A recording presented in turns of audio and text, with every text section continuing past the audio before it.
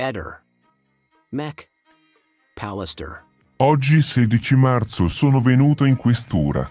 Come ho accennato poc'anzi al telefono, ho trovato all'interno di un cassettone del mobile della cucina di colore bianco 3 rotoli di corda in canapa ed uno spezzone arrotolato su se stesso del medesimo tipo. Li ho trovati venerdì scorso. La sera di quel giorno era prevista la diretta su Quarto Grado ed avevo ospite in casa la troupe televisiva. Nel frattempo che la troupe stava montando le apparecchiature in soggiorno, io e la giornalista Chiara siamo rimasti in cucina a chiacchierare. Servendomi una penna per scrivere degli appunti, ho aperto uno dei cassetti perché sapevo che al suo interno c'era una penna. Aprendo il cassetto, sia io che Chiara, abbiamo notato che al suo interno c'erano dei gomitoli di spago di varie misure. Preciso che non erano subito a vista ma erano coperti da un qualcosa che ora non ricordo. Spostando quel qualcosa, ho notato che c'erano i gomitoli di spago. Del posto dove sono stati trovati gli spaghi ho fatto anche delle foto che vi consegno. Quando ho trovato lo spago, era presente anche Chiara, quando ho aperto il cassetto c'era anche lei. Non saprei chi ha notato lo spago per primo. Chiara ha detto che questi spaghi potevano essere come quelli del cordino di Liliana, ma io ho risposto che la polizia era venuta 3 volte e, evidentemente, non li aveva presi in considerazione. Poi siamo andati in trasmissione. Non ho avvisato subito la polizia del ritrovamento perché per me erano degli spaghi che non c'entravano nulla, erano degli spaghi in casa e niente più, che erano lì da almeno 10 anni. Io sapevo che ci fossero là questi da almeno 10 anni, anzi preciso che sapevo dell'esistenza di questi spaghi ma non sapevo che erano lì. L'8 marzo alla precisa domanda se custodissi rotoli o pezzi di cordino in casa, ho risposto negativamente perché per me erano spaghi e non cordino. Io intendo per cordino qualcosa di più grosso, una corda. Come detto poc'anzi sapevo dell'esistenza dei spaghi ma non sapevo di preciso dove fossero. Li usavo ancora al tempo in cui andavamo in Costa dei Barbari al mare, li usavamo per tendere un telo e fare ombra. Non ricordo perché, al telefono, vi ho riferito di voler portare in questura solo lo spago più grosso e non anche quello più fino. Sono venuto a dirvelo solo oggi perché oggi ho parlato con Chiara e lei mi ha detto di aver parlato con il mio avvocato riferendogli che avevamo trovato questi spaghi. Lui le ha detto di portare il tutto alla polizia.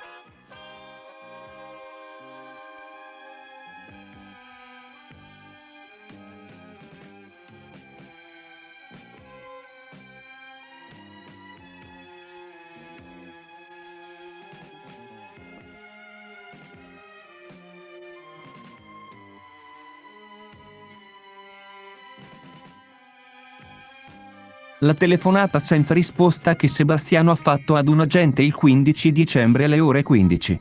Agente che poi alle 15:15 è andato a casa sua per un sopralluogo informale ed in cui viene decantata l'ospitalità e l'ordine in casa, Sebastiano l'ha fatta con il Samsung di Liliana. Per le sue modalità, per il modo in cui è stato trovato il cadavere, nei sacchi, in quel luogo, non si può escludere perché tutto è possibile, però sembra una cosa altamente improbabile, molto insolita. Poi il sacchetto che non era stretto al collo, non ha lasciato segni. Anche il perito del PM ha scritto che è una modalità infrequente. Per quanto riguarda la data della morte, è stata collocata a 2 o 3 giorni prima del ritrovamento. Io concordo sulla assenza di segni lesivi che abbiano potuto causare la morte, ma non concordo con la data del decesso. La data del decesso, va detto, è stata stabilita sulla base di dati anatomopatologici che hanno orientato in questo senso e sono dati corretti, però si scontrano con i dati circostanziali.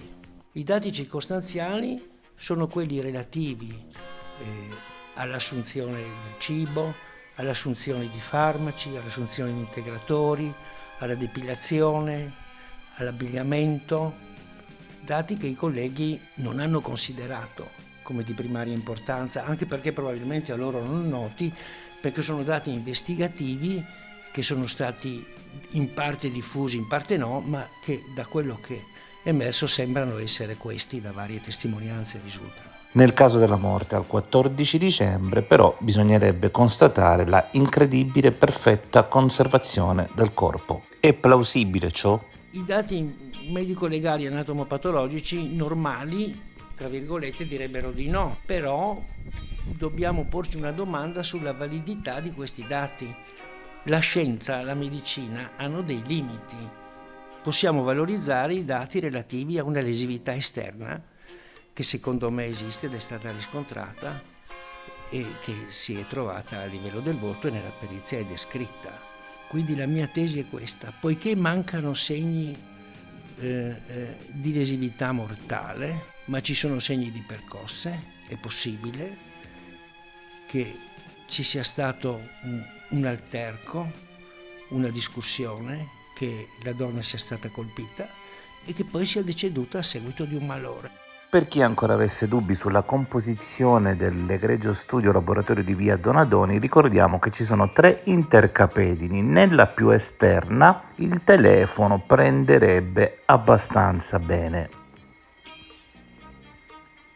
Nella seconda intercapedine invece il segnale comincerebbe a scendere e ogni tanto potrebbe vedere qualche disconnessione.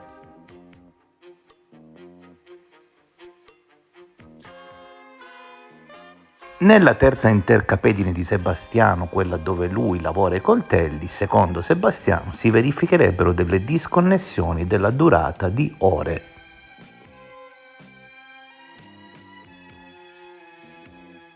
Ehi, non dimenticare di iscriverti a questo canale.